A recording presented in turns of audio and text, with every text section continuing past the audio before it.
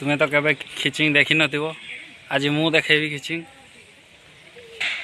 देखी पारथबो खिचिंग मंदिर। रुको ऐसे नहीं, शुरू से दिखाता हूँ। तो चलिए शुरू करते हैं।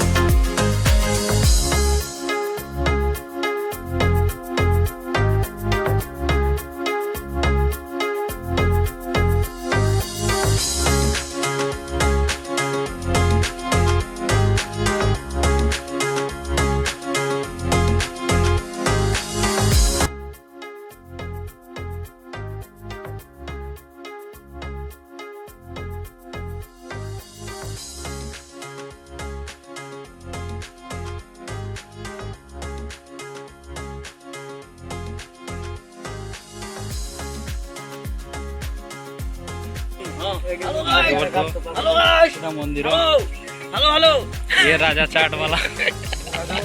मेरे साथ अन्याय हुआ है, मेरे साथ अन्याय हुआ है और मैं अब किसी के साथ अन्याय नहीं होने दूंगा। ये हमारा आकाश नोंडा। अबे साले तभी मेरा माफ करना, गुस्से में इधर उधर निकल